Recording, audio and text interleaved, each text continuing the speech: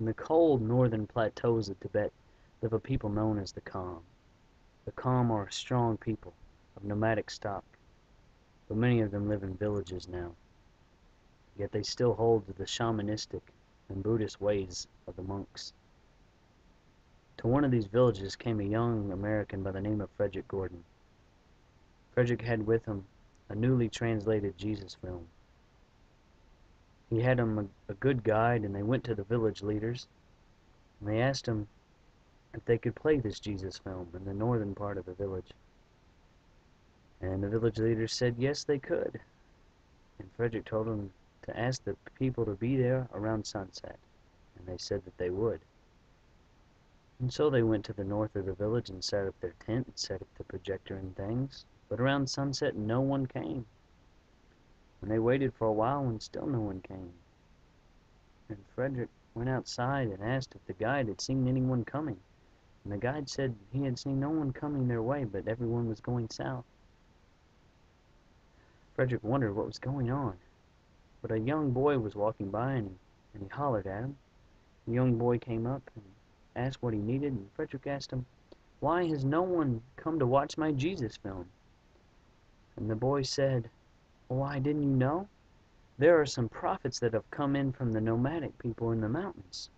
They're telling stories and playing music and things. Come and see."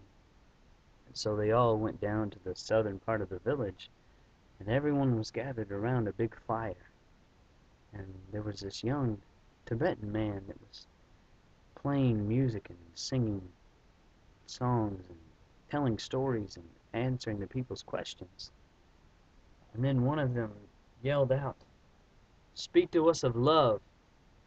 The young Tibetan man raised his head and looked upon the people, and there fell a stillness upon them, and with a great voice he said, "When love beckons to you, follow him, though his ways are hard and steep. And when his wings enfold you, you yield to him, though the sword hidden among his pinions may wound you. And when he speaks to you, believe in him, though his voice may shatter your dreams as a north wind lays waste the garden. For even as love crowns you, so shall he crucify you.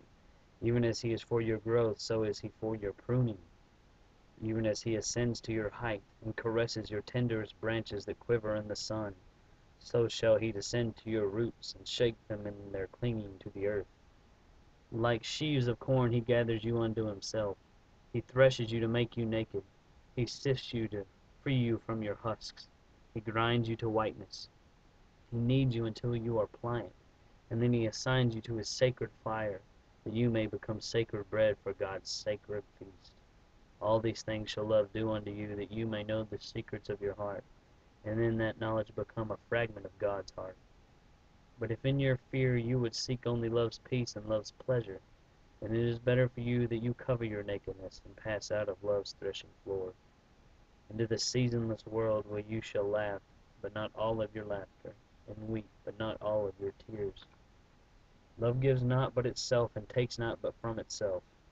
Love possesses not, nor would it be possessed, for love is sufficient unto love. When you love, you should not say, "God is in my heart," but rather, "I am in the heart of God."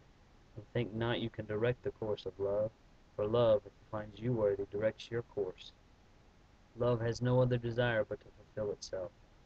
But if you love and must needs have desires, let these be your desires: to melt and be like a running brook that sings its melody to the night, to know the pain of too much tenderness, to be wounded by your own understanding of love, and to bleed willingly and joyfully, to wake at dawn with a winged heart and give thanks for another day of loving, to rest at the noon hour and meditate love's ecstasy, to return home at evening with gratitude, and then to sleep with a prayer for the beloved in your heart and a song of praise upon your lips.